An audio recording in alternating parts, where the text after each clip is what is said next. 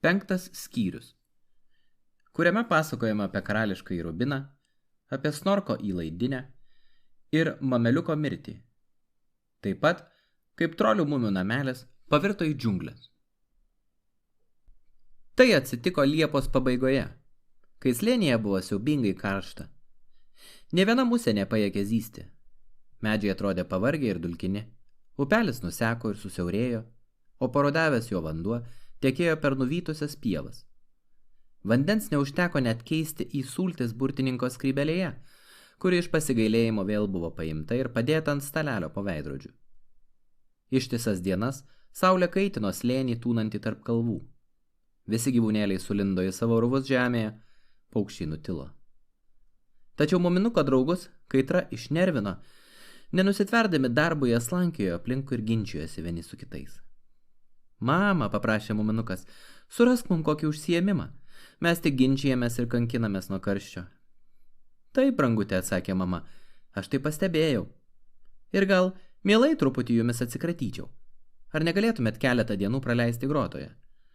Ten vėsiau ir galite pagulėti vandenyje ir ilsėtis kiaurą dieną, jei panorėsite. Ar ir miegosime grotoje? Entuziastingai paklausė muminukas. Žinoma, atsakė mama, grįžkite namo tik tada, kai pralinksmėsite. Nepaprastai įdomu iš rimtųjų apsigyventi grotoje. Vidury, ant smėlio, jie pasistatė žibalinę lempą. Kiekvienas išsikasė po duobę, atitinkančią kūno formas, kad būtų patogu miegoti. Ten pasiklojo patalą. Produktus padalijo į 6 vienodas didelės krūvas. Jie turėjo pudingo su razinomis ir moliūgų piurė, bananų, raudonų ir baltų mėtinių saldainių, kukurūzų burbuolių ir blynų rytojaus pusryčiams. Vakarop pakilo vėjelis ir vienišas nuskriejo jūros krantu. Leisdamas į vakaro žaras, saulė pripildė grotą šiltos šviesos. Snusmumrikas grojo sutemų dainas, o Freken Snork gulėjo, padėjusi savo garbanotą galvą muminukui ant kelių.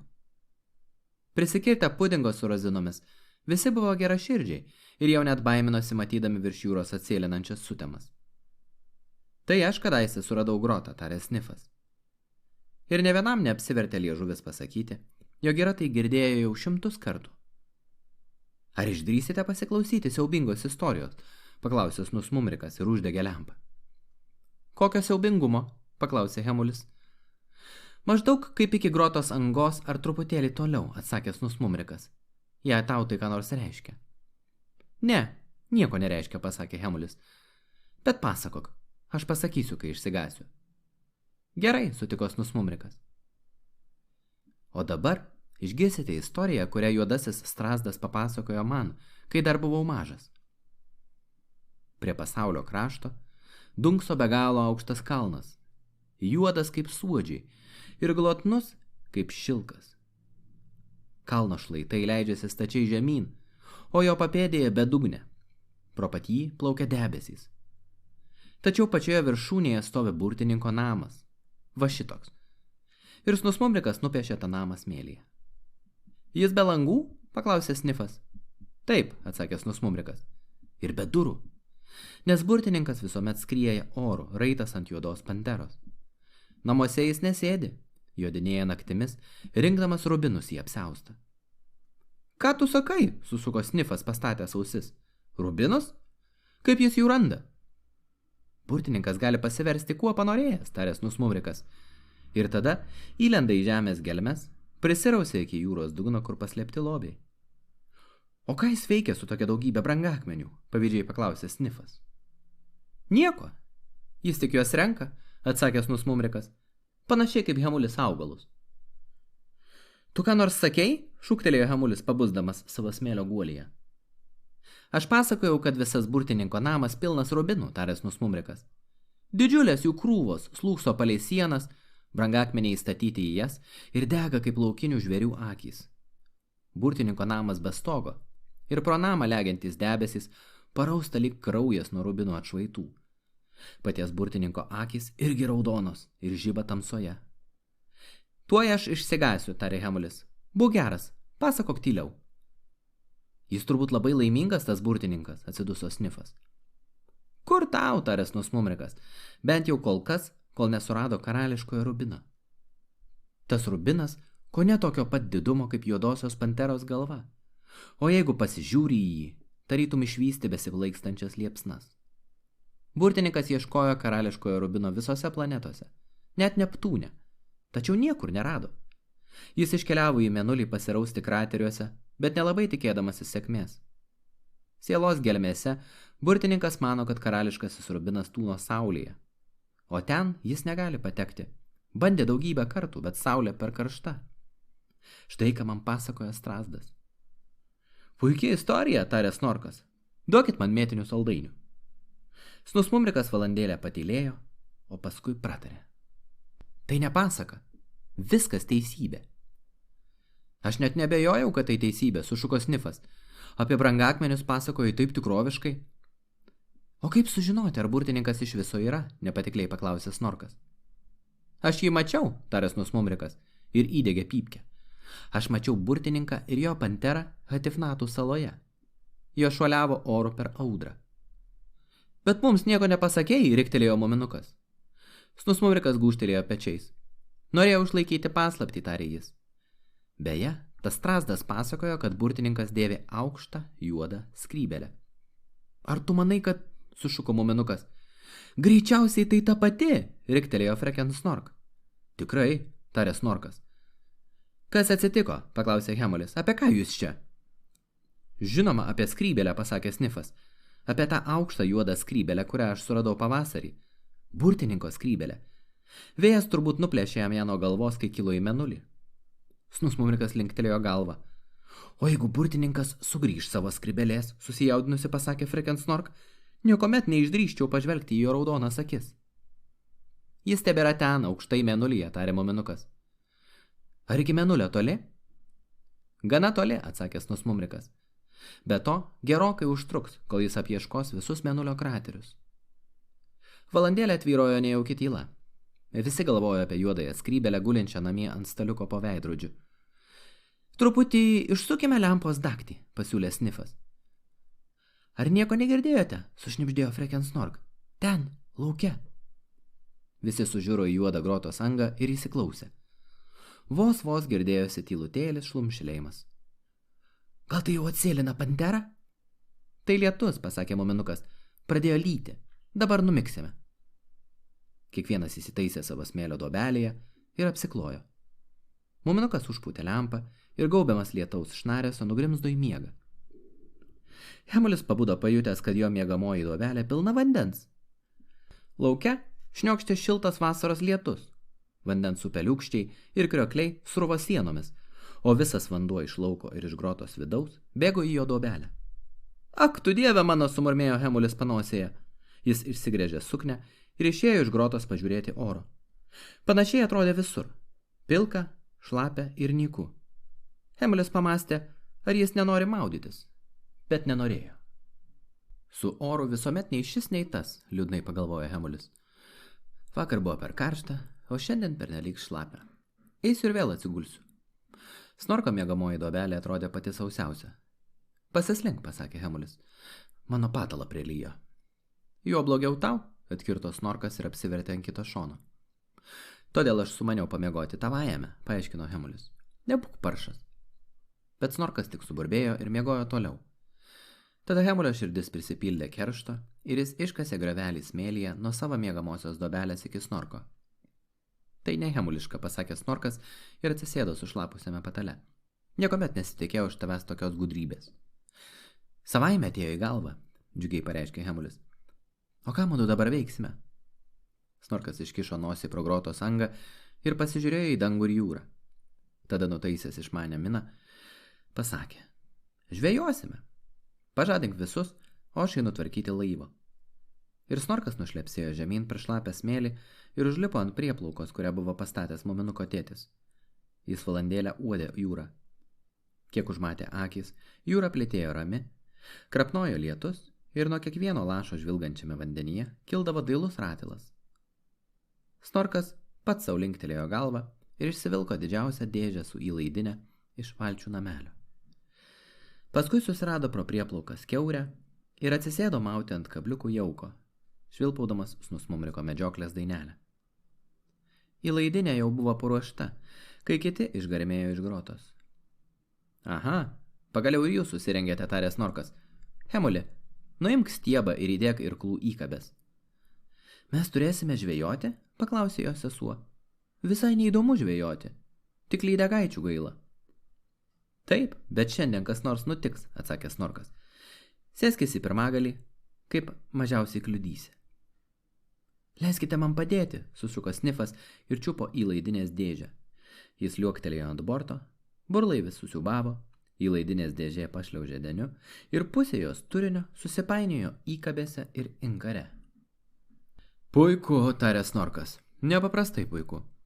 Jūros vilkai, ramybė laive ir panašiai. O pirmiausia, pagarba kitų darbui. Ha! Ir tu jo nebarsi? Paklausė nustebęs Hemulis. Barsiu? Aš? Nelinksmai nusijuokė Snorkas. Argi laive ką nors reiškia kapitono žodis? Niekada. Meskite tą dėžę į jūrą, juk visada kas nors užkimba. Ir Snorkas nulindo po pirmagalio lenta ir apsiklojo galvą brezentu. Prasti popieriai, pasakė muminukas. Imk irklus, mumrikai, bandysime kaip nors išsisukti iš bėdos. Snifai, tu asilas. Žinoma, sutiko Snifas. Nuo kurio galo pradėsime? Nuo vidurio, atkirto muminukas. Bet ir į jį neįpainiok uodegos. Ir snus mumrikas palengva nuyrė nuotykį į jūrą. Kai visa tai vyko, muminuko mama nepaprastai patenkinta vaikščiojo po savo namelį.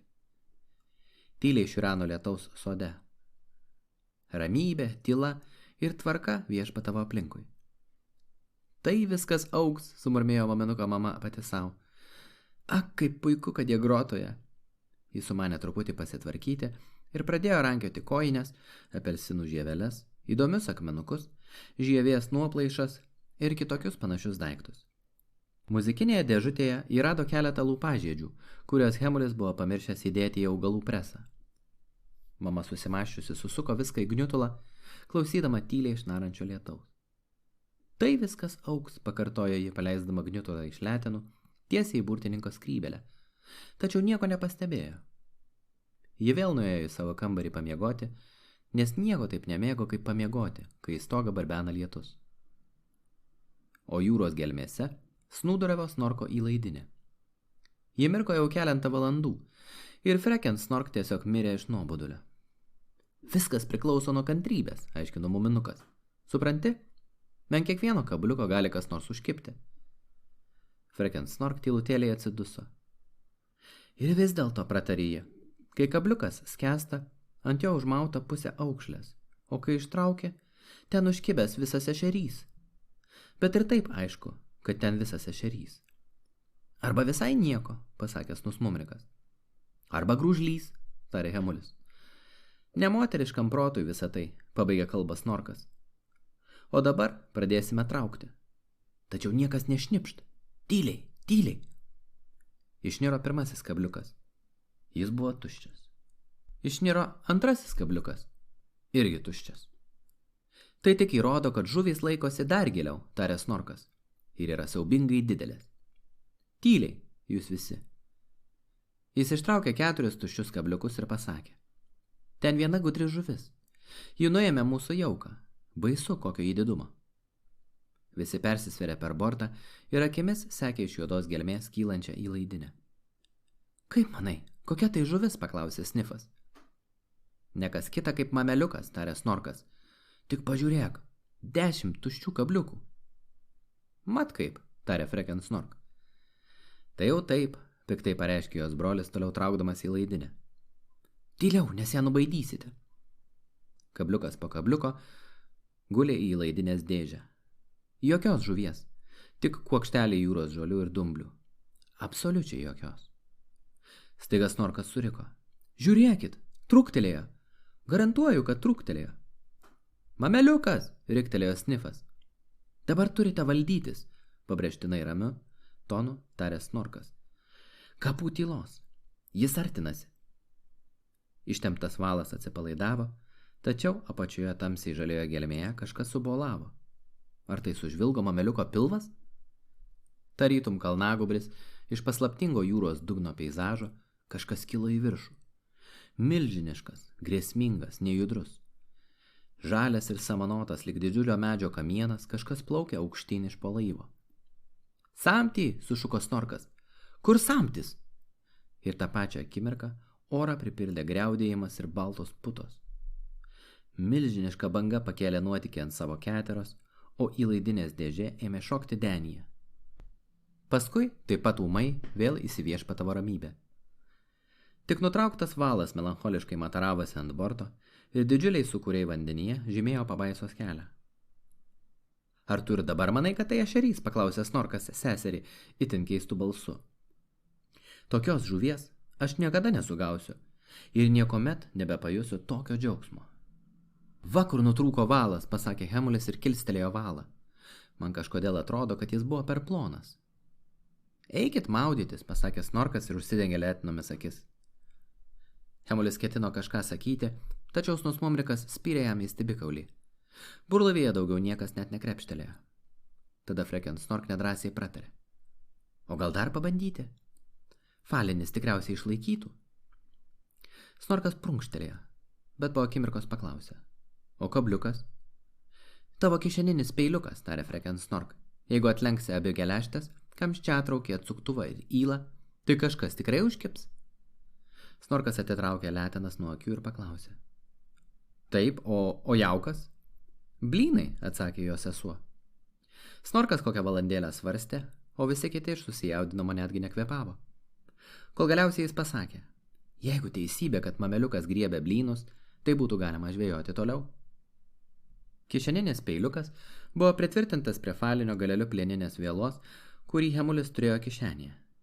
Blynas užmautas ant peilio ir viskas panardinta į jūrą. Visi tylėdami ėmė laukti. Staiga nuotykis susiūbavo. Cit, pratarė Snorkas, jis kimba. Dar trūktelėjimas, stipresnis.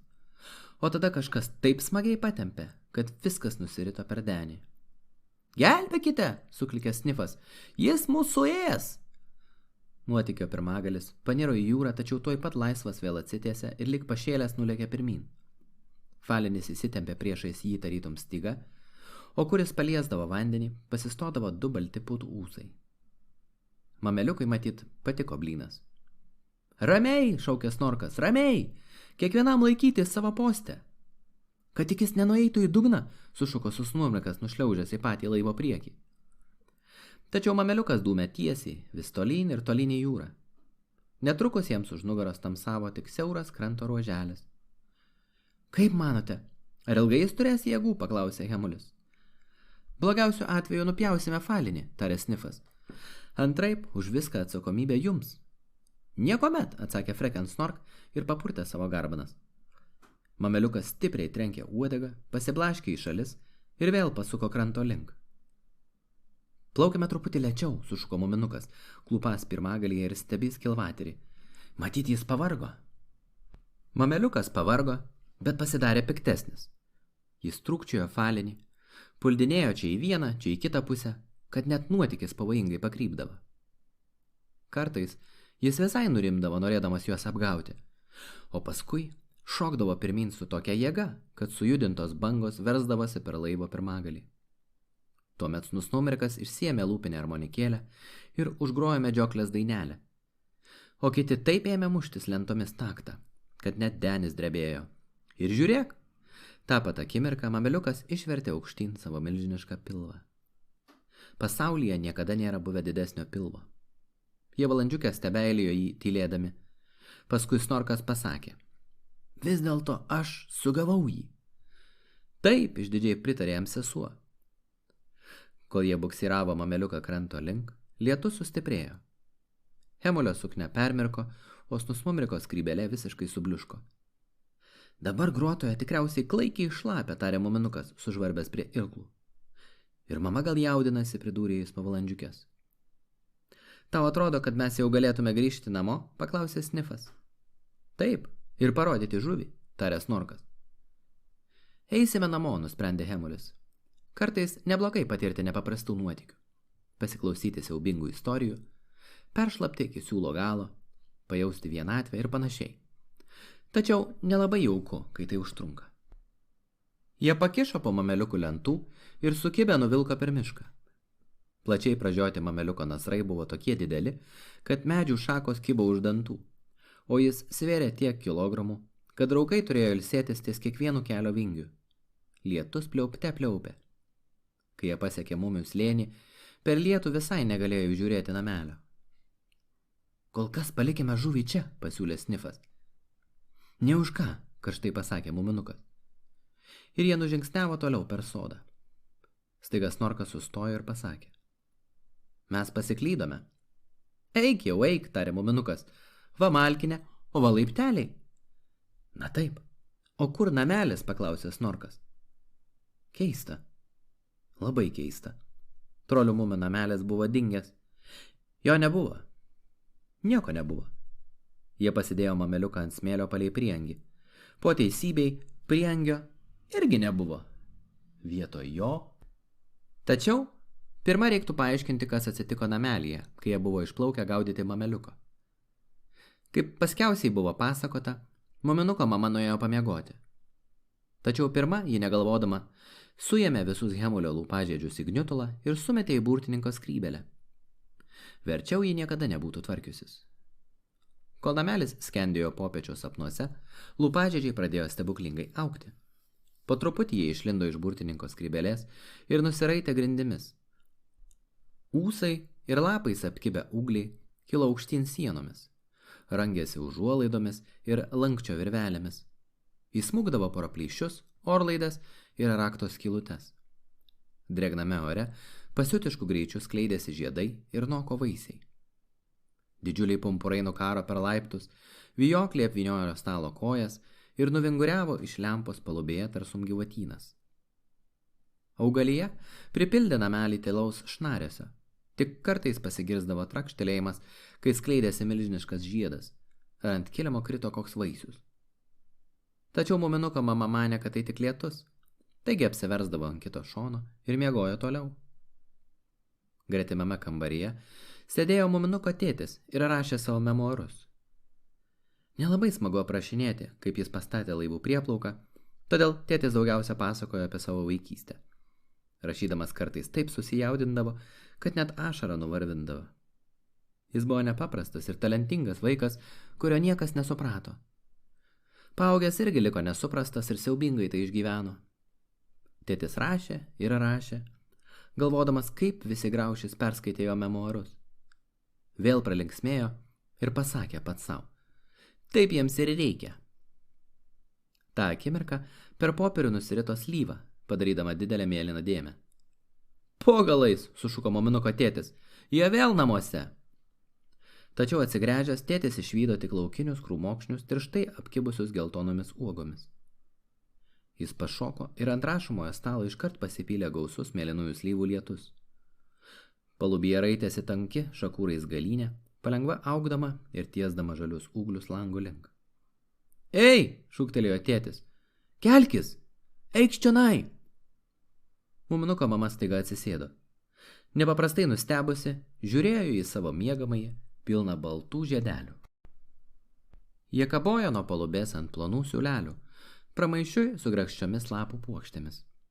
O, kaip gražu, pasakė muminuko mama. Tai sūnelio darbas. Jis norėjo mane nudžiuginti. Ir mama, atsargiai praskleidusi plonas gėlyčių užuolaidas, išlipo ant grindų. Ei, šaukė muminuko tėtis iš už sienos. Atidaryk, aš negaliu išeiti. Muminuko mama veltui bandė atidaryti duris. Tvirti vijoklių kamienai taip jas užbarikadavo, kad buvo neįmanoma pajudinti. Tuomet jį išmušė durų stiklą ir su didžiausiu vargu įsiropštė per skylę į priengį. Tenai kerojo palmė, o svetainė buvo pavirtusi į tikras džiunglės. Ojojoj, nusistebėjo muminuko mama. Žinoma, vėl toji skrybėlė. Jie atsisėdo ir ėmė vėduotis veidą palmės lapu. Ondatra išlido iš papartyno vonioje ir verksmingų balsų pratarė. Tai augalų kolekcionavo pasekmes, niekuomet nepasitikėjau Hemuliu. Tuo tarpu lianos išlindo pro kaminą, nutyso per stogą ir apgaubė visą trolių namelį kaip vešlus žalias kilimas. O lauke lietuje stovėjo muminukas ir išplėtęs akis žiūrėjo į didelį žalią kupstą, kur žiedai be paliovos skleidė vainiklapius, o žalia vaisių spalva nokstant keitėsi į geltoną, geltona ir raudona. Jis stovėjo čia, tarė Snifas. Namelis viduje, niūriai pasakė muminukas. Niekas negali į jį įeiti ir iš jo išeiti. Ir taip bus visada. Snusmumrikas prisiartino ir susidomėjęs pauostė. Nei langų, nei durų. Tik storas laukinės augalijos kilimas. Jis stipriai suėmė šakelę ir trūktelėjo. Šakelė įsitempė lyg guma ir nesidavė nulaužiama. Tačiau ta proga smogė jam per skrybelę ir numušė ją nuo galvos. Vėl burtai, pasakė Snusmumrikas. Tai jau pernelyg vargina. O Snifas apibėgo žalumynais aplipusią verandą. Rūsio langelis atidarytas, sušuko jis. Muminukas prišoko prie langelio ir pasižiūrėjo į juodą skrybelę. Lyskime, pareiškė jis ryžtingai, bet tik greitai, kol čia dar neužaugo. Visi, vienas paskui kitą, įsikepornėjo į tamsų rūsį. Ei, sušuko Hemulis, kuris liko paskutinis. Aš nepralendu. Tada likis laukia, saugoti mameliuko. Juk tu gali pasidomėti namelio augmenyje. Ir kol nelaimingasis Hemulis verkšleno lietuje, kiti apčiuopomis lipo rūsio laiptais.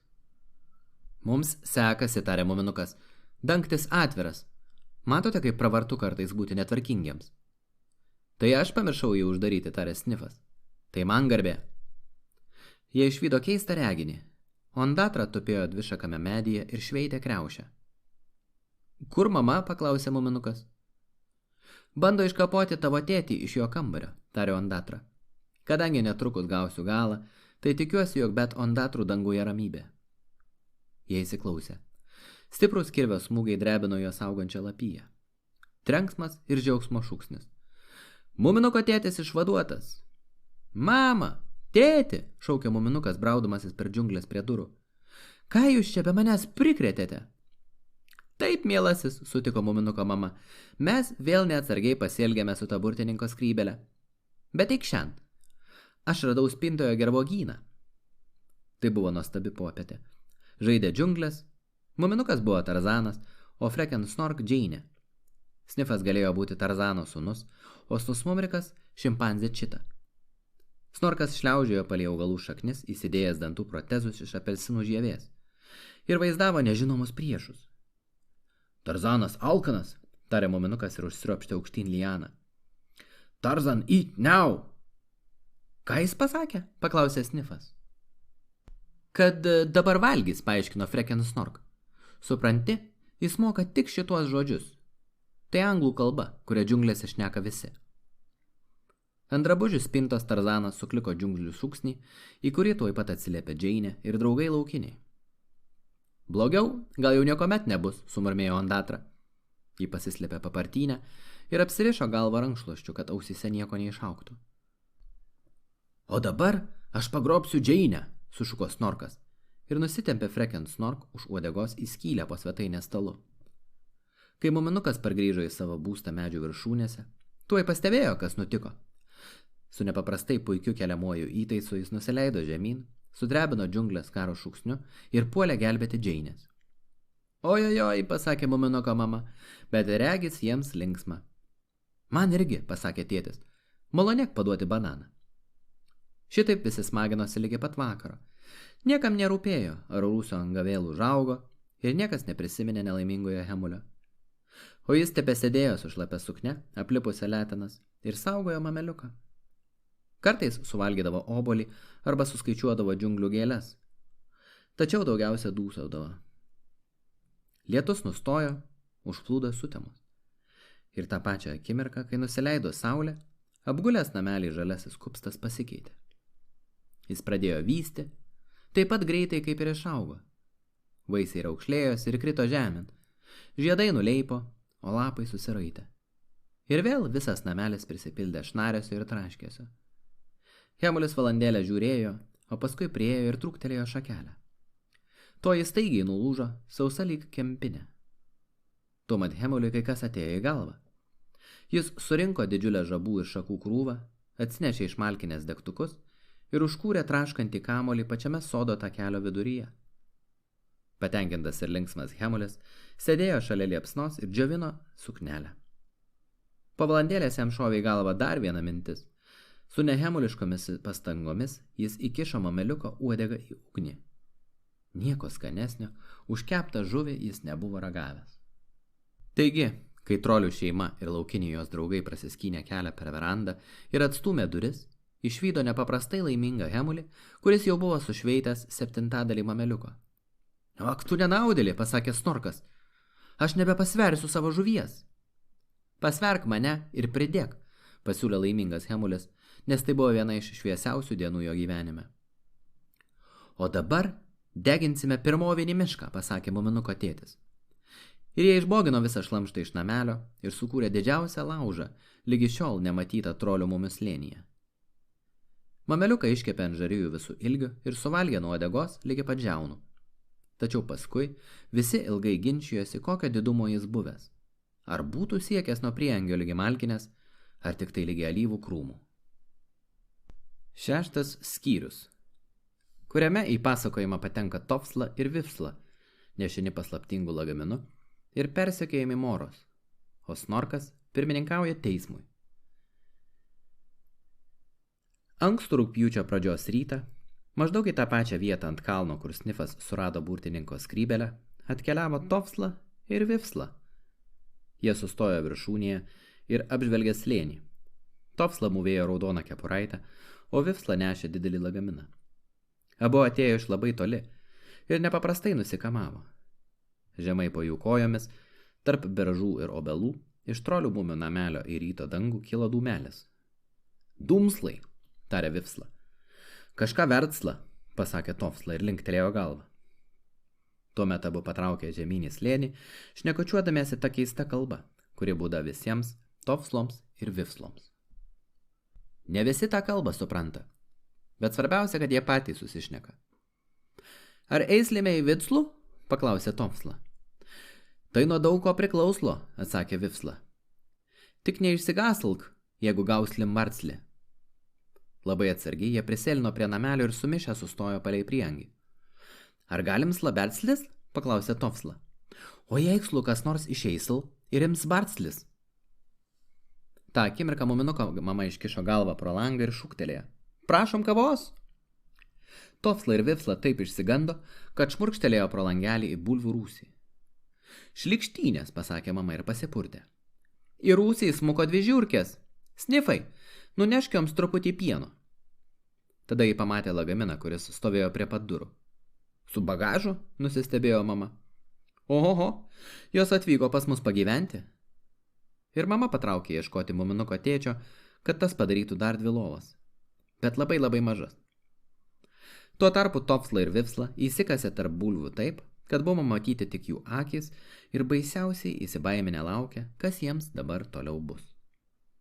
O dabar jie gersla kafsla, sumurmėjo Vifsla.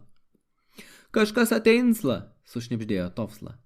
Tylėksl lyg pelslė po šluotsla. Rūsio duris sugirgždėjo ir ant aukščiausios laiptų pakopos pasirodė Snifas, su žiburiu vienoje letinoje ir su dubenėliu pieno kitoje. Ei, kur jūs? Šūktelėjo Snifas.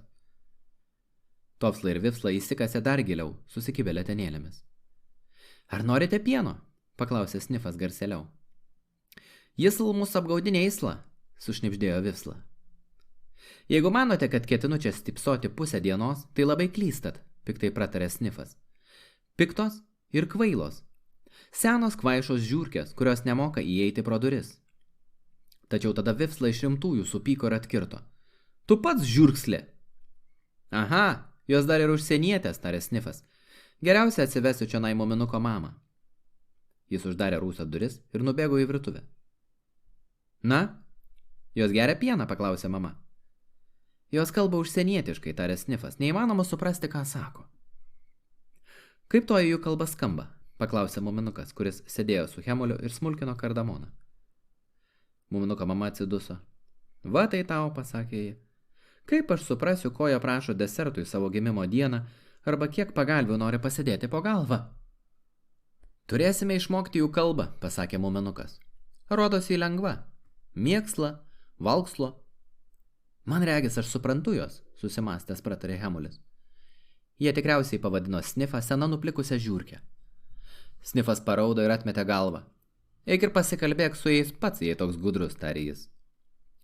Hemulis nutipeno prie rūsio durų ir maloniai pašaukė. Sveikli atvyksle, sveiksli atvyksle.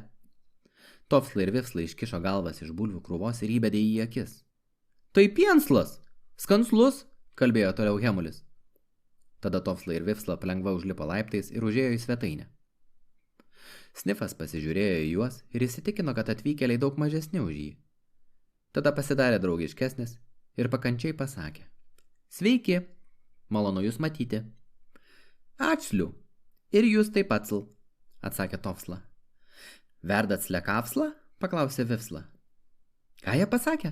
Paklausė muminuko mama. Jie alkani, pasakė Hemulis. Bet Snifas vis dėlto atrodė jiems neperdailiausias. Perduok jiems, pasipiktino Snifas, kad pirmą kartą savo gyvenime matau tokius kiauliškus snukius, o dabar aš išeinu. Snifslas pyktsla, tarė Hemulis. Kvėšsla. Prašom arčiau, gersime kavą, nervingai pakvietė muminuko mama. Ir jie parodė Tofslai ir Vifslai kelią į verandą, o Hemulis nulydėjo juos, labai didžiuodamasis naujomis vertėjo pareigomis. Tai šitaip Tofsla ir Vifsla prisidėjo prie trolių šeiminykščių. Jie elgėsi labai santūriai ir dažniausiai vaikštinėjo susikibę rankomis ir visur tampėsi lagaminą. Tačiau sutemus, jie pastebimai susijaudino, ėmė lakstyti laiptais aukštyn ir žemyn ir pasislėpė po kilimu. Kas jums, paklausė Hemulis. Mora ateinsla, sušnibždėjo Vifsla. Mora? Kas tai? Paklausė Hemulis irgi truputį išsigandęs. Tofsla išsplėtė akis, iššiepė dantis ir kiek įmanydamas išsipūtė, kad atrodytų didesnis. Žiaursli ir siaubinksla, pareiškė Vifsla. Užsidarykit sledurslis nuo moros. Hemulis nubėgo pas muminuko mamą ir pasakė. Jie tvirtina, kad čionai ateina žiauri ir siaubinga mora.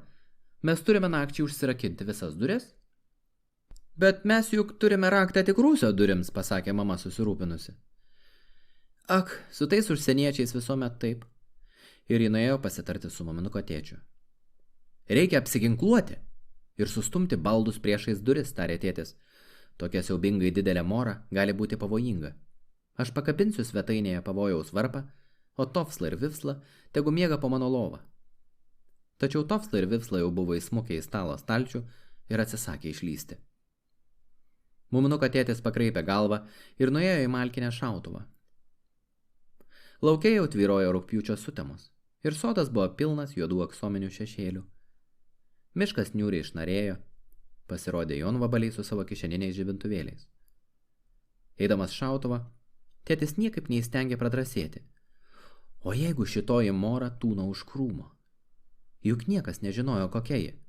O svarbiausia, kokio didumo. Vėl sugrįžęs į verandą, muminuko tėtis pastatė sofą priešais duris ir paliepė.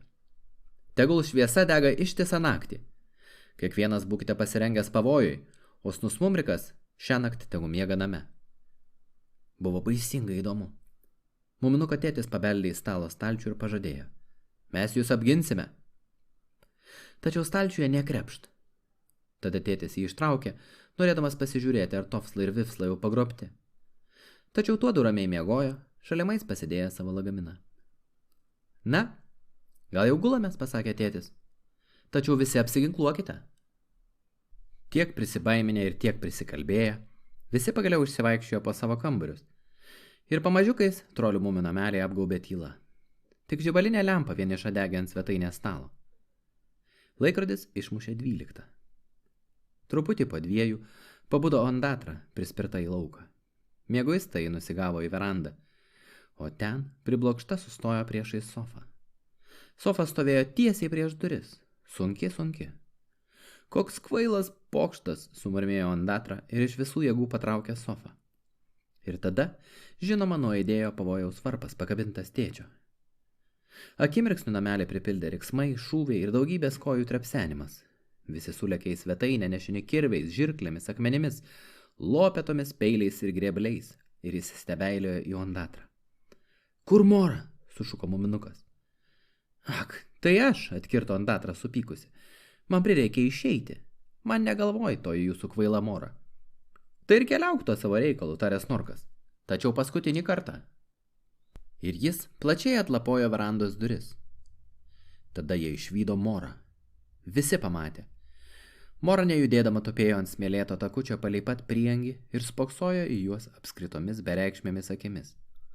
Ji nebuvo itin didelė ir neatrodė labai pavojinga. Tik buvo aišku, kad jis siaubingai pikta ir pasiryžusi laukti, kad ir kiek ilgai viskas užtruktų. Ir tai buvo siaubingiausias dalykas. Niekas neišdrįso jos pulti. Ji truputį patupėjo, o paskui nuslinko į sodo tamsą. Tačiau toje vietoje, kur sėdėjo, žemė liko sušalusi. Snorkas uždarė duris ir nusipurtė. Nelaimingi Tofsla ir Vifsla, pasakė jis. Hemuli, žvilgtelk, ar jie prabudo. Mažyliai buvo pabudę. Ar jį nuėslo? Paklausė Vifsla. Miegokit sleramsliai, pasakė Hemulis. Tofsla vos atsiduso ir pasakė. Garbslė dievslui. Ir jie įstūmė lagaminą dar giliau į stalčių, ketindami miegoti toliau. Ar galime vėl gultis? Paklausė muminuko mama ir padėjo kirvį. Aišku, pasakė muminukas. Mudu su Snusmumriku pasaugosime jūs, kol patekės saulė. Tik dėl visa ko, pasidėk savo krepšį po pagalvę. Taigi juodu susėdo svetainėje ir iki pat ryto ruošė pokerį.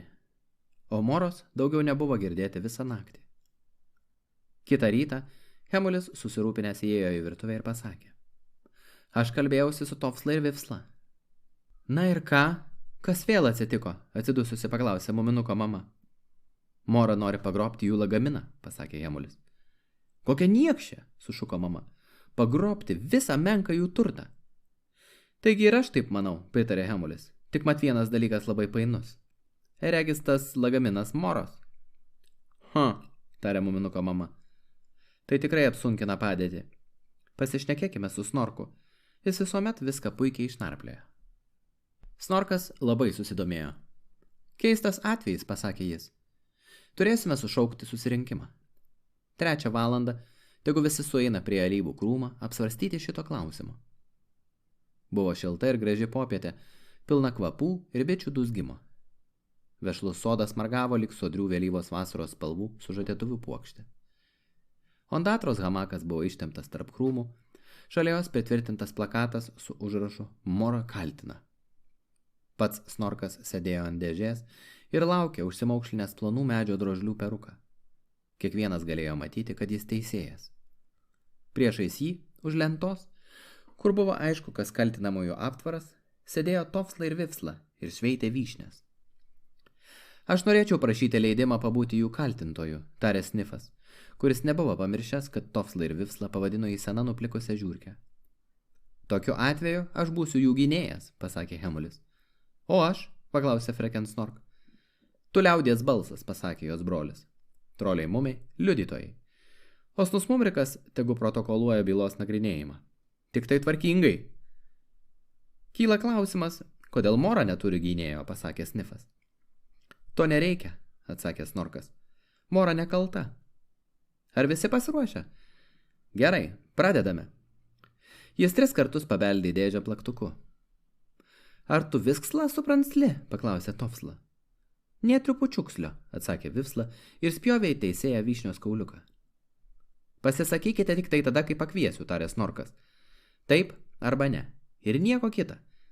Šitas lagaminas jūsų ar Moros? Taipsl, atsakė Tofsla. Nesl, atsakė Vifsla. Užrašyk, kad jie prieštarauja vienas kitam, sušuko Snifas. Snorkas pabeldė į dėžę. Ramiai, šūktelėjo jis. Klausiu paskutinį kartą. Kieno tas lagaminas? Mūslų, atsakė Vifsla. Jie sako, jog jis esąs jų, išvertė Hemulis. Šįryt jie sakė priešingai.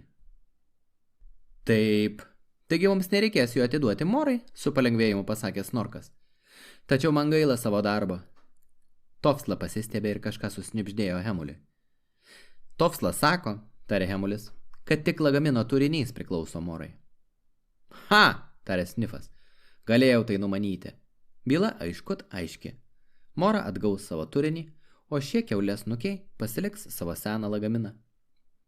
Byla ne visai aiški, sušuko Hemulis įžūliai. Nesvarbu, kas turi tą turinį. Svarbu, kas turi jį daugiau teisių. Bet kokiam daiktui tikrai jo šeimininką. Visi matėte Morą. Dabar aš jūsų klausiu, ar jie atrodė turinti teisių į turinį? Labai teisingai, sutiko priblokštas Snifas. Tu nepaprastai nuovokus. Bet pagalvok, kokia Mora vieniša, jeigu niekam nepatinka ir kaip jie ant visų pyksta. Turinys galbūt vienintelis jos turtas. Ir dar tas dabar iš jos atimtas. Vieniša ir paniekinta tupėjo į naktį, kalbėjo Trausnifas virpančių balsu, o brangiausią turtą išviliojo Tofslą ir Vifslą. Ir Snifas ėmė šnypštis nosį, negalėdamas kalbėti toliau. Snorkas pabeldė į dėžę. Morai nereikia ginamosios kalbos, tarė jis. Be to, tavo požiūrį nulėmė jausmai. Hemulio irgi. Liudytojai, prašom ateiti. Pasisakysite jūs. Mums nepaprastai patinka Tofsla ir Vifsla, pareiškė trolių šeima.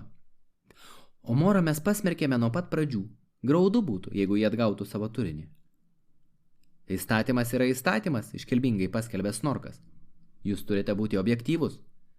Juo labiau, kad Tofsla ir Vifsla niekada neskyrė teisybės nuo neteisybės. Tokie jau gimė ir nieko čia nepadarysi. Ondatra, o ką tu pasakysi? Tačiau Ondatra miegojo savo hamake. Tiek to, pasakė Snorkas. Jei neįdomu. Ar viską pasakėme, ką turėjome pasakyti iki nuosprendžio paskelbimo?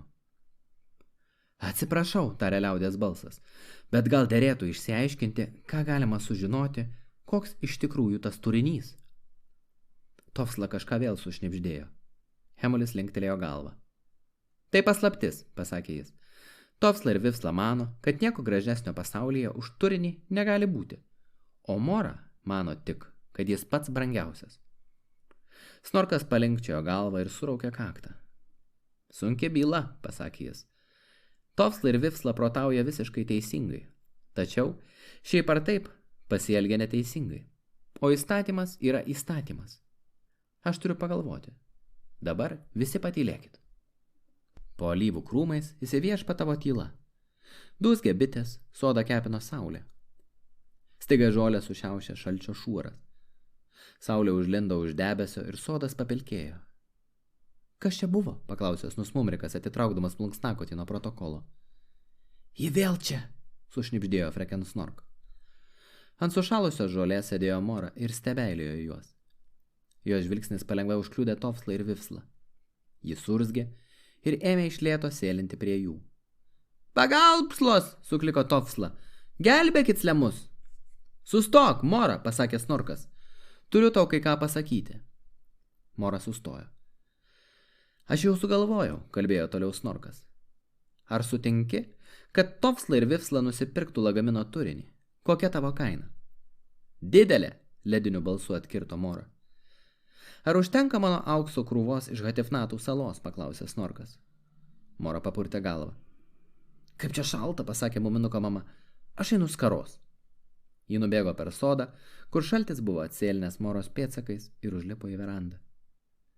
Ir čia muminuko mamai šovė į galvą puikia mintis.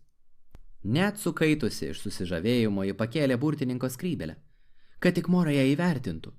Sugrįžusi į teismą, mama padėjo skrybelę ant žolės ir tarė. Čia pats brangiausias daiktas visame trolių mumių slėnyje. Ar Mora žino, kas gali pasirodyti iš šios skrybelės? Dailiausiai vairuojamieji debesėliai, vaisių sultys ir vaismedžiai.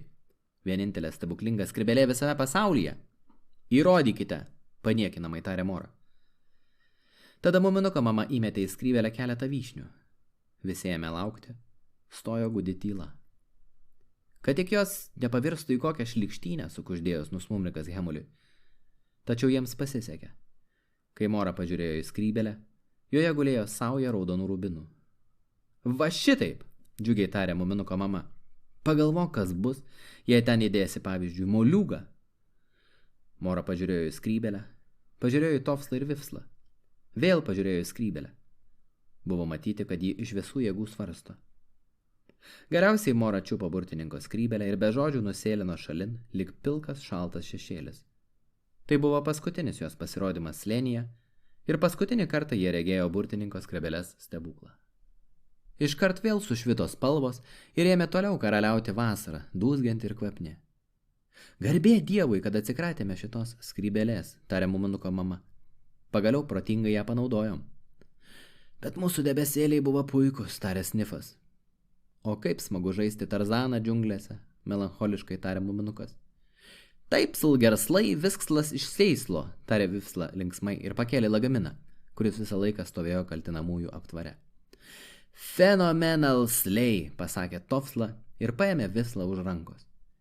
Ir abu drauge nuėjo į trolių mumių namelį, o kiti stovėjo ir žvelgė jiems pavymui.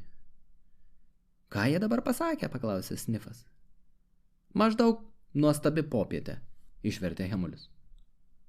Paskutinis skyrius, kuris yra labai ilgas ir kuriame aprašoma, kaip iškeliavo Snusmumrikas ir kaip paaiškėjo mistinis lagamino turinys.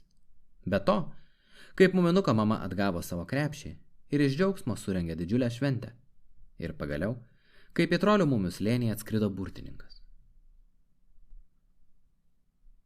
Tai atsitiko rugpjūčio pabaigoje. Pelėdos ūkaudavo naktį, o dideli tamsus šikšnosparnių pulkai atskrisdavo ir be garso sukdavo ratus virš sodo. Miškas buvo pilnas degėsių kvapo, o jūra nerami. Ore tarsi kybojo lūkestis ir liūdesys, o apskritas mėnulis rodės degė. Muminukas visuomet labiausiai mėgo paskutinės vasaros savaitės, nors ne pats nežinojo kodėl. Vėjas ir jūra šniokštė kitaip. Visur dvelkė permainomis, medžiai kažko lūkuriavo. Aš nesistebėsiu, jeigu atsitiks kas nepaprasta, galvojo Muminukas. Pabudęs jis gulėjo ir žiūrėjo į lubas. Turbūt dar labai ankstyvas rytas. Diena bus saulėta, svarstė jis toliau. Tada pasuko galvą ir pamatė, kad Snusmumriko lova tuščia. Ir tą pat akimirką išgirdo slaptus signalus po langu. Ilgą švilpimą ir 2 švilptelėjimus, kurie reiškia, ką tu ketini veikti šiandien. Muminukas striktelėjo iš lovos ir pažvelgė pro langą. Sodas dar skendėjo šešėlyje, buvo vėsu, o žemai jo laukė Snusmumrikas. Ehehe, pašaukė Muminukas, bet labai tyliai, kad nieko nepažadintų, ir nulipo virvinėmis kopėčiomis. Sveikas, tarė jis. Sveikas, sveikas, atsakė Snusmumrikas. Juodu patraukė į paupį ir atsisėdo ant tiltelio turėklų, nukoja kojas virš vandens. Saulė pakilo virš miško viršūnių ir švietė jiems tiesiai į veidus. Mudu jau sėdėjome šitaip pavasarį, tarė Muminukas. Pačią pirmąją dieną, kai pabudome po žiemos miego, visi kiti dar pūtė į akį. Snusmumrikas linktelėjo galvą. Sėdėdamas jis darė iš nendrių laivelius, kuriuos leido pasroviui. Kur jie plaukia? Paklausė Muminukas. Ten, kur manęs nėra, atsakė Snusmumrikas. Vienas paskui kitą laiveliai suko už upės vingio ir dingdavo. Prikrauti cinamono, ryklio dantų ir smaragdų, pasakė Muminukas. Snusmumrikas atsiduso. Tu klausei apie mano planus šiai dienai, priminė Muminukas. O tu pats turi kokiu nors? Taip, atsakė Snusmumrikas. Turiu planą, bet jis tik vienam, tu žinai. Muminukas žiūrėjo jį ilgai, paskui pasakė. Tu iškeliauji. Snusmumrikas linktelėjo galvą. Abu valandžiukę pasėdėjo nekalbėdami, maturuodami kojomis virš vandens. Upė po jais tekėjo ir tekėjo, visą laiką, tolyn į tuos nepažįstamus kraštus, kurių ilgėjosi Snusmumrikas ir kur ketino traukti visai vienas. Kada tu iškeliauji? Paklausė Muminukas. Nagi tuoj pat, tarė Snusmumrikas ir nusvedė į vandenį iškart visus laivelius. Jis nušoko nuo turėklo ir pavodė rytmečio orą. Buvo puiki diena kelioniai. Viršukalnės paraudo nuo saulės šviesos, o kelias vingiavo aukštyn prie jų, pranykdamas kitoje pusėje. Ten vėl buvo kitas slėnis, o dar toliau kitas kalnas. Muminukas stovėjo ir žiūrėjo, kol Snusmumrikas tvarkė savo palapinę. Ar tu ilgai ten būsi? Paklausė jis. Ne, atsakė Snusmumrikas. Pirmąją pavasario dieną aš sugrįšiu ir sušvilpsiu po langu. Metai praeina taip greitai. Teisybė, sutiko Muminukas. Viso labo. Viso, atsakė Snusmumrikas. Muminukas truputį pastovėjo ant tiltelio. Jis žiūrėjo, kaip Snusmumrikas vis mažėja ir mažėja. Galiausiai jis pranyko tarp beržų ir obelų. Tačiau tarp valandėlę jis girdėjo lūpinę armonikėlę. Snusmumrikas griežė, žvėreliai puošia kaspinais uodegėlės. Jam linksma, pamanė Muminukas. Muzika vis silpnėjo ir galų gale visai nutilo. Tada muminukas nupėdino atgal per rasotą sodą. Prieangėje jis išvydo Tofslą ir Vifslą, kurie tupėjo susirietę saulėkaitoje. Sveikslas, tarė Tofsla.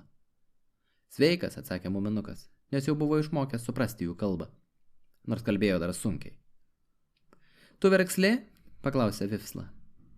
Atsakė muminukas, snusmumrikas iškeliavo. Kaip gaisla, pasakė Tofsla užjaučiamai.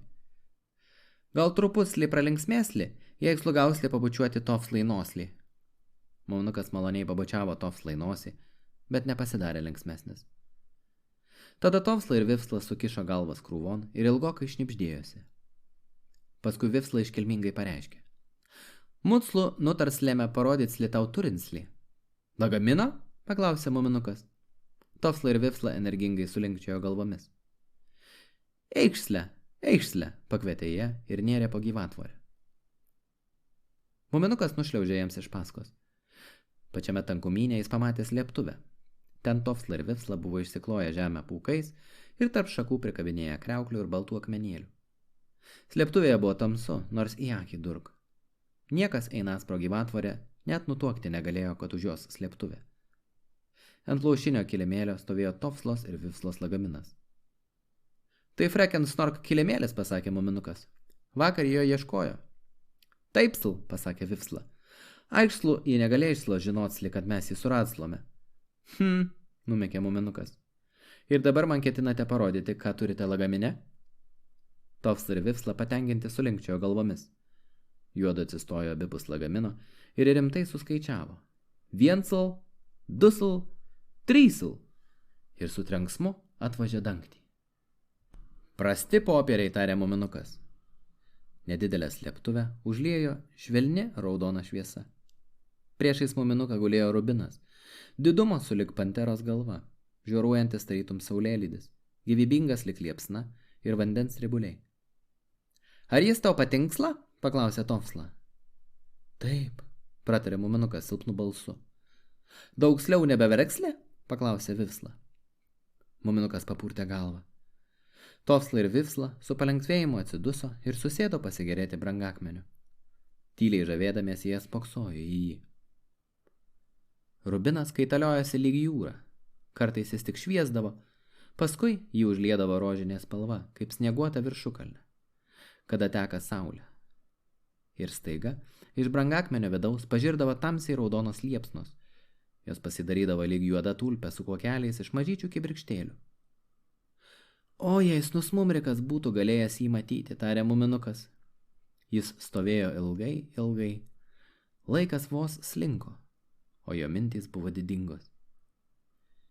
Tai buvo puiku, pasakė jis pagaliau. Ar dar kokią dieną negalėčiau čia ateiti ir pažiūrėti į jį? Tačiau Tofsla ir Vifsla patylėjo.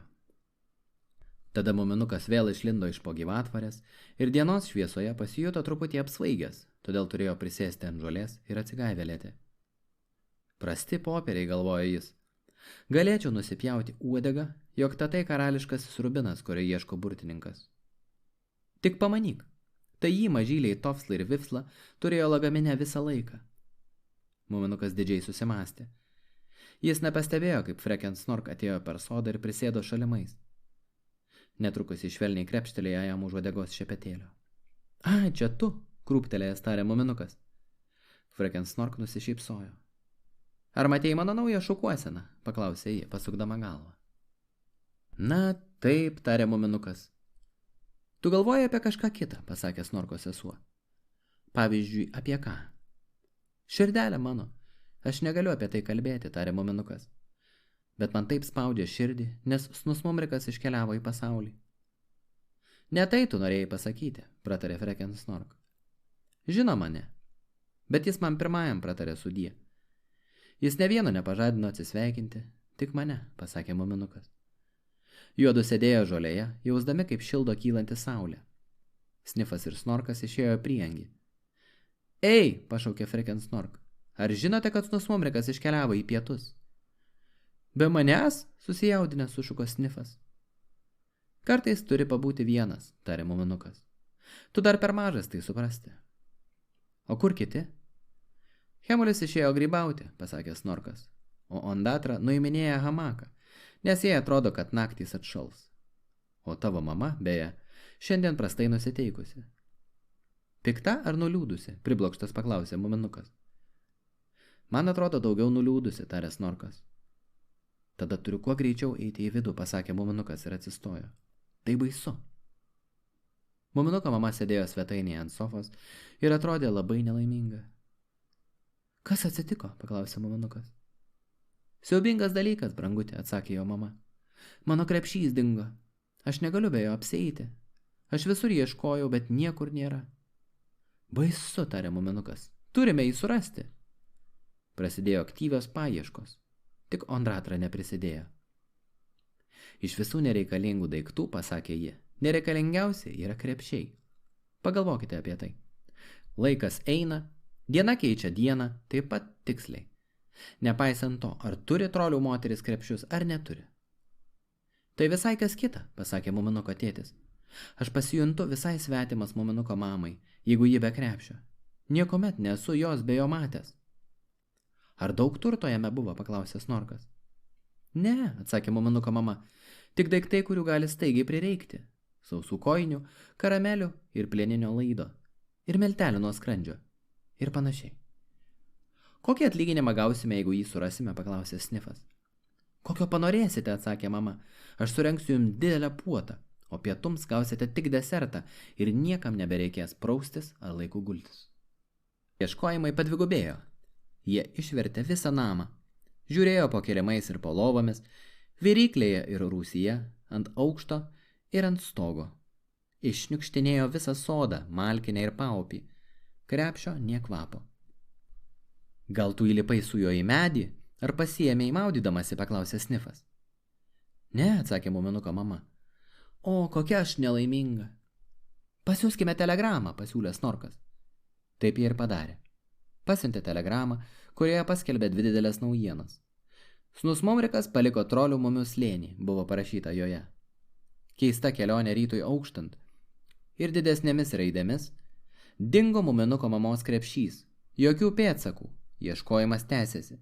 Radybų rugpjūčio puota. Kai tik šioji naujiena pasklido, baisus sąmyšis kilo miške, kalnuose ir pajūryje. Visos miško žiurkės išsiruošė ieškoti. Tik seniai ir bejėgiai liko namuose, ir trolių slėnis neatskardėjo nuo šauksmų ir lakstymo. Ojojoj, pasakė muminuko mama, ką aš pridariau? Bet ji jautėsi visai patenkinta. Ko jie iekšlo, paklausė Vifsla. Žinoma, mano krepšio, atsakė muminuko mama. Juodslojo, paklausė Tofsla, su 14 kišenslėlėmis, į kurį galim slažiūrėsli kaip į veidrodėslį. Ką tu sakei, paklausė mama. Ji buvo baisiai susinervinusi ir negalėjo susikaupti. Tuo juodslojo, su 4 kišenėlislėmis, pakartojo Tofsla. Taip, atsakė mama, bėkite žaisti mažyliai, nesirūpinkit dėl manęs. Ką tu manslai, paklausė Vifsla, kai abu mažyliai nuėjo į sodą. Niekad nesu matęs jos tokios liudslos, paklausė Tofsla. Tekslu, jinslai jį atgaunsla, atsiduso Vifsla. Bet taip slgersla miegoslijo kišenytėse.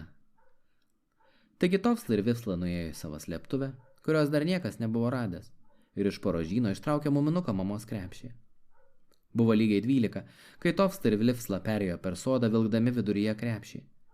Vanagos juos tuoj pat išvydo ir apskelbė naujieną visam slėniui.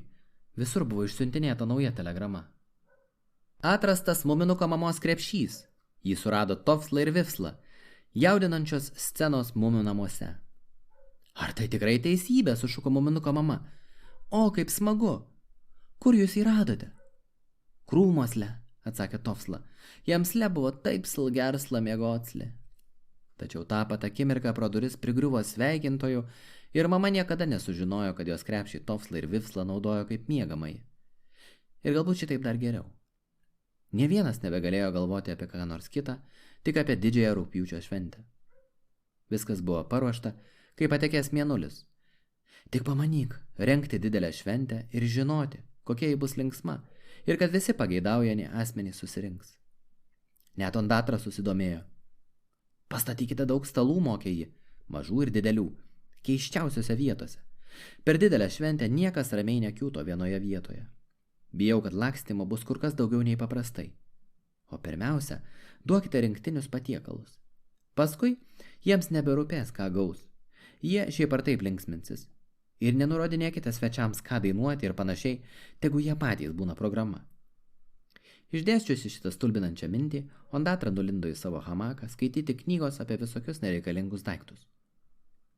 Kuo man pasidabinti? Susijaudinusi paklausė Freken Snork. Žydruoju plaukų papuošalų iš plunksnų ar perlų diademą? Užsidėk plunksnas, pasakė muminukas. Palei ausis ir kojų čiurnas tik plunksnos. Ir gal 2-3 įkištos į uodegos šepetėlį. Ačiū, padėkojo Freken Snork ir nurūko šalin. Tarpduryje jis susidūrė su Snorku, kuris nešė įvairias spalvės popierinius žibintus. Atsargiai, perspėjo jis, padarysi košę iš žibintų. Niekaip nesuprantu, kam reikia tų seserų. Ir jis nuskubėjo į sodą kabinėti medžiuose žibintų. Tuo tarpu Hemulis ruošė fejerverką tam tinkamose vietose. Tai buvo žydras žvaigždžių lietus, ugnies gyvačiukės, bengališka pūga, sidabro fontanai ir šaudančios raketos. Aš siaubingai jaudinuosi, kalbėjo Hemulis. Gal kai ką paleisti bandymui? Dieną nebus matyti, pasakė muminuko tėtis, bet pasimk vieną ugninę gyvačiuką, jeigu nori, ir uždek ją bulvų rūsyje.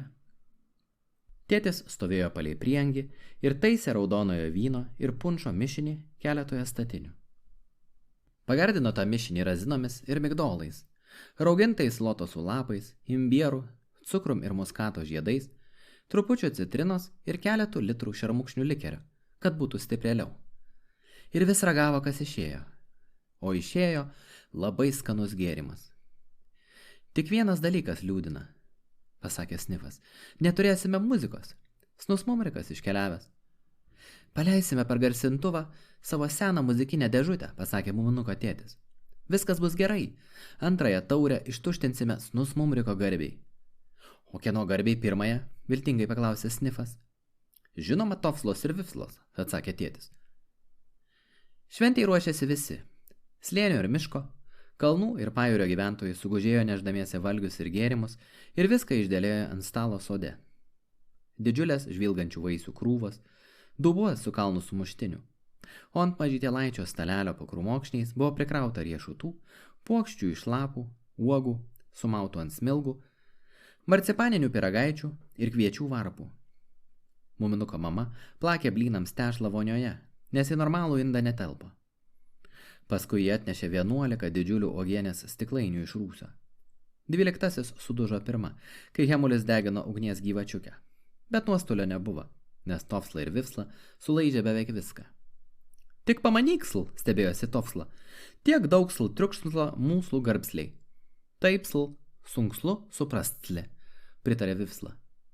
Tofsla ir Vifsla gavo garbingas vietas prie didžiausio stalo. Kai tiek sutemo, jog buvo galima uždegti žibintuvėlius, Hemulis ėmė skambinti gongu.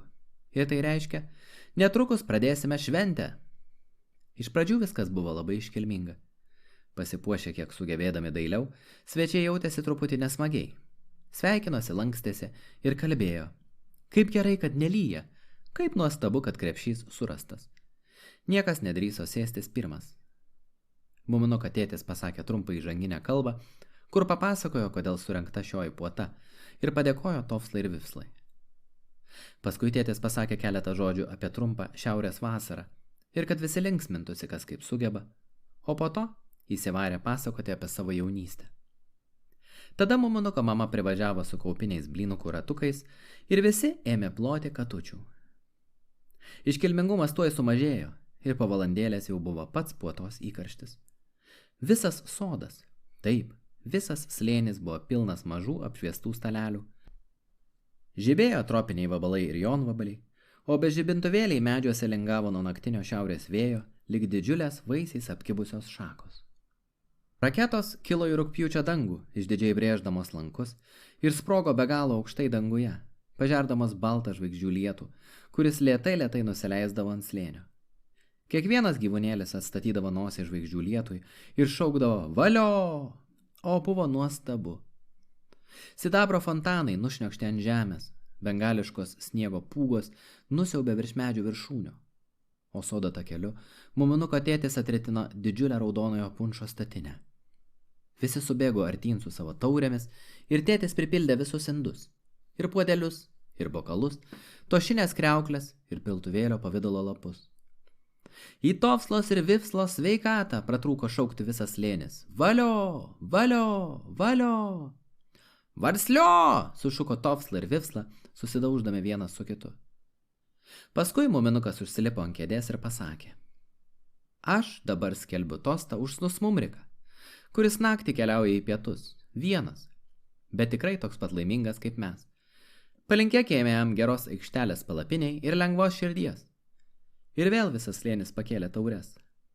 Tu gražiai kalbėjai, pagyrė Freken Snork, kai muminukas vėl atsisėdo.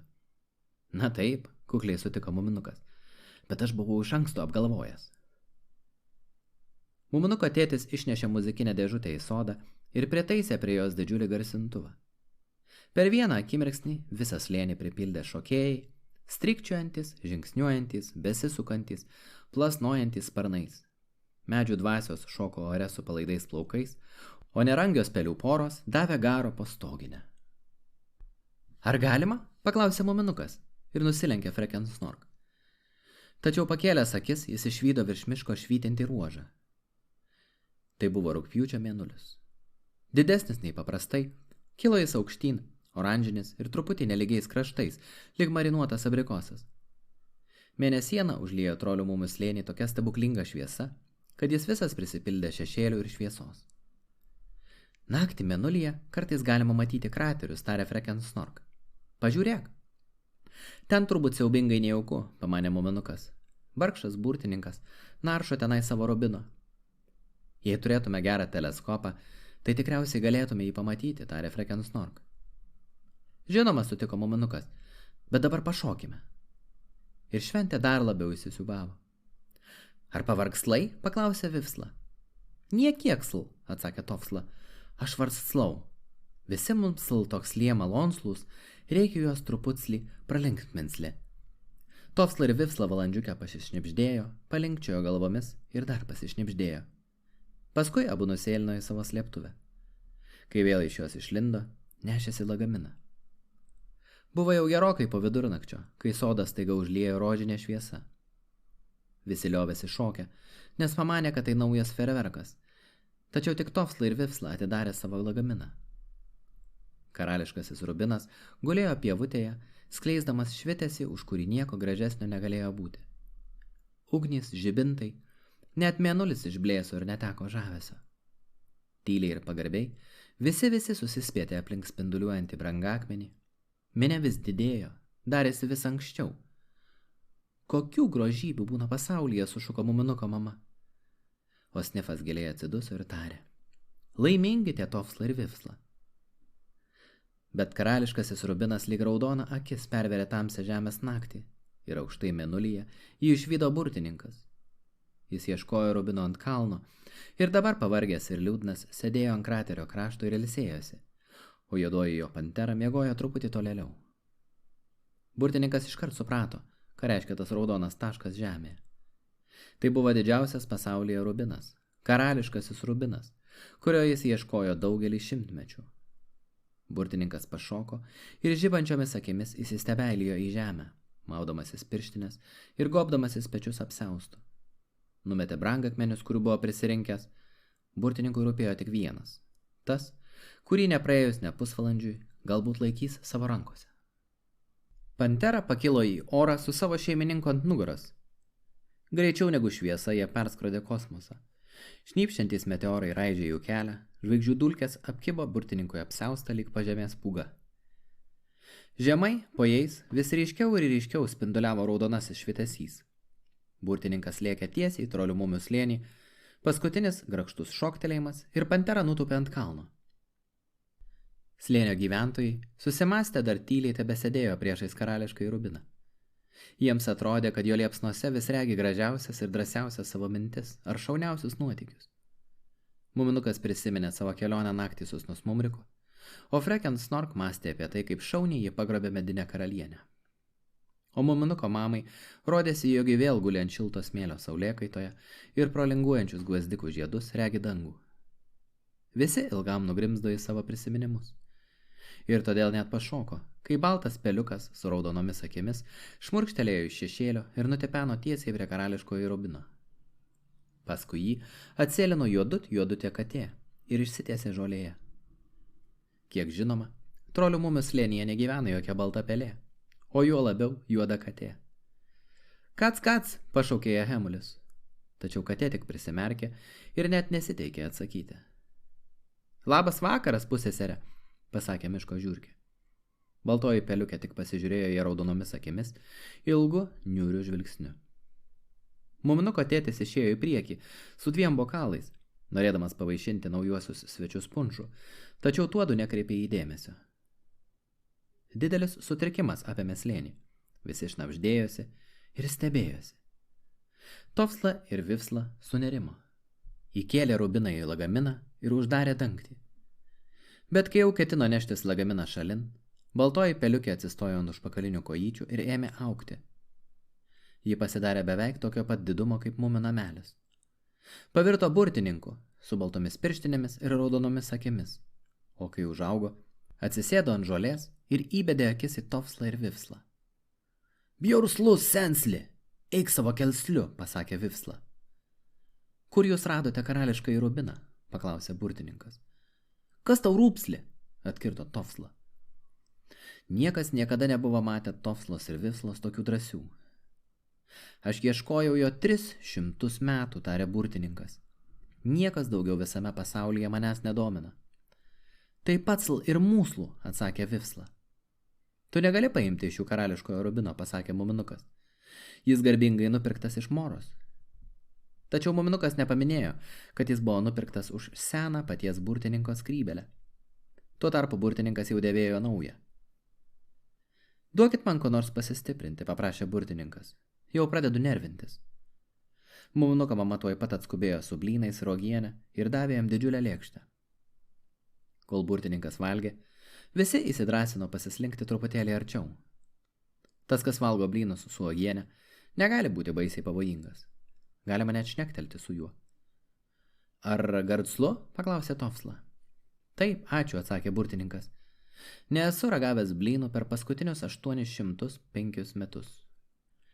Visiems iškart jo pagailo ir jie dar labiau prisigretino. Pavalgęs burtininkas nusišluostė ūsus ir tarė. Aš negaliu iš jūsų atimti karališkojo Rubino, jeigu jis nupirktas. Reikėtų jį vėl nupirkti. Ar kad atiduotumėt jį laisva valia. Ar negalėtumėt man jo parduoti? Sakykime, už 2 deimantų kalnus, ar už pilną įvairiausių brangakmenių slėnį. Nesl, atsakė Tofsla ir Vifsla. Ir nenorite man jo atiduoti, paklausė burtininkas. Nesl, atsakė Tofsla ir Vifsla. Burtininkas atsiduso ir valandėlę pasėdėjo galvodamas. Jis atrodė nusiminęs. Paskui jis atsakė. Tęskite šventę. Aš truputį jums pabursiu. Kiekvienam pabursiu. Malonėkite prašyti. Pirmiausia, šeimininkai troliai mumiai. Mama truputį pasvarstė. Ar tai turi būti matomi daiktai, paklausė ji, ar mintys? Jeigu ponas supranta, ką aš turiu galvoje. Žinoma, atsakė burtininkas. Daiktai suprantama lengviau, bet galima taip pat ir mintis kerėti. Tuomet aš labai norėčiau, kad muminukas daugiau nesiilgėtus nuo Smumriko, tarės muminuko mama. Nežinojau, kad taip matyti, pasakė muminukas ir jo nosis paraudo. Tuomsyk burtininkas mostelėjo savo apsiaustu ir melancholija kaip mat išnyko muminukui iš širdies. Jo ilgesys pavirto į paprastą laukimą. Jis pasijuto daug geriau. O man atėjo į galvą viena mintis, sušuko muminukas. Mielas burtininkė, vaišėmis apkrautą stalą nuskraidinks Smumrikui, kad ir kur jis dabar būtų. Ta pat akimirka stalas pakilo virš medžių lapijos ir nusklendė į pietus su blynais ir uogiene ir vaisiais ir gėlėmis, punšu ir karamelėmis. Su Ondatros knyga, kurią toji buvo pasidėjusi ant kampo. Na čia dabar kas, tarė Ondatra. Prašau atburti mano knygą atgal su viskuo. Kas padaryta? Padaryta, tarė burtininkas. Bet ponia gaus naują knygą. Prašom. Apie reikalingus daiktus, perskaitė Ondatra. Bet tai baisi klaida. Mano knyga pasakoja apie nereikalingus daiktus. Bet burtininkas tik nusijuokė. Dabar, žinoma, mano eilė, tarė muminuko tėtis. Tačiau kaip sunku pasirinkti. Galvojau apie krūvą daiktų, bet ne vienas nėra tikrai geras. Šiltnamį smagiau pasistatyti pačiam, valtį pasidirbinti irgi. Be to, aš jų daug turiu. Gal tu visai neprašyk, pasiūlė Snifas. Gal leisi man 2 kart paprašyti vietoj tavęs? Na jau ne, tarė tėtis. Kai gauni prašyti tik 1 kartą. Paskubėk truputį, paprašė Muminuko mama. Paprašyk keleto tikrai dailių aplankų savo memoarams. Taip, neblogai būtų, nudžiugęs, sutiko tėtis. Visiems išsprūdo susižavėjimo šūksnis, kai burtininkas padavė jam perlais nustakstytus aplankus iš raudono tymo ir aukso. Dabar gausiu aš, suriko Snifas, savo laivą. Laivą papuoštą purpurinėmis burėmis, stiebai iš raudonmedžio, o irklų įkabos iš smaragdų. Nemažas prašymas, maloniai tarė burtininkas ir mostelėjo apsiaustu. Visi sulaikė kvapą, bet laivo nebuvo matyti. Nieko neišėjo, nusivylęs tarė Snifas. Aišku išėjo, pasakė burtininkas, bet suprantama, aš pastačiau jį pajūryje. Rasi rytoj. Su smaragdinėm įkabom, paklausė Snifas. Su 4. Ir 1 atsarginė, tarė burtininkas. Toliau. Tarė Hemulis. Aš pasakysiu, kas man svarbu. Man labai reikia botaninio kastuvėlio, kokį buvau pasiskolinęs iš Snorko. Taigi man tikrai reikėtų naujo. Ir jis mandagiai tūptelėjo, kai burtininkas padavė jam naują kastuvėlį. Ar nepavargote burti? Paklausė Freken Snork. Ne, jūsų prašymai lengvi, atsakė burtininkas. Tai ko norės mažoji Freken? Mano pageidavimas tikriausiai daug sunkesnis, tarė Freken Snork. Ar galiu jį pašnibždėti? Kai jį pabaigė šnibždėti, burtininkas truputį nustebęs pasižiūrėjo į ją ir paklausė. Ar Freken tikra, kad jie tiks? Taip, tikra, atsiduso Freken Snork. Na tada gerai, pasakė burtininkas. Tebūnie. Ir po akimirkos nuostabos šauksmas persirito per minę. Freken Snork stovėjo priešais, o jos išvaizda buvo visai pasikeitusi. Ką tu pasidarei, sušuko Muminukas pasipiktinęs. Aš paprašiau medinės karalienės akių, pasakė Freken Snork. Tau juk jie atrodė graži. Taip, tačiau, sumurmėjo Muminukas nelaimingas. Argi jos tau neatrodo gražios, pasakė Freken Snork ir pravirko. Na, tarė burtininkas. Jeigu taip negerai, tai juk Freken brolis gali paprašyti, kad būtų sugrąžintos senosios akys. Taip, bet aš buvau susigalvojęs ką kitą, pasipriešino Snorkas. Kuo aš čia dėtas, jei kvailai pasiprašo? O ką tu sugalvojai, paklausė burtininkas. Skaičiavimo mašinėlę, atsakė Snorkas. Mašinėlę, kuri išskaičiuotų, kas teisinga ir kas ne, kas gera ir pas bloga. Tai pernelyg sunku, tarė burtininkas. Aš nesusidorosiu. Na, tada prašau rašomosios mašinėlės, pasakė Snorkas. Mano sesuo puikiai mato ir savo naujosiomis akimis. Tačiau ji neatrodo taip pat puikiai, pasakė burtininkas. Mielasis, raudojo Freken Snork jau dirstelėjusi į veidrodį. Paprašyk sugrąžinti mano senasias mažas akeles. Aš atrodau klaikiai. Kągi, kilniai pareiškė Snorkas. Gausi jas dėl giminės garbės. Bet aš tikiuosi, kad po šito būsi mažesnė garbėtroška. Freken Snork pasižiūrėjo į veidrodį ir šūktelėjo iš susižavėjimo. Jos senos, meilios akelės vėl buvo kur buvusios, tik blakstienos truputį pailgėjo.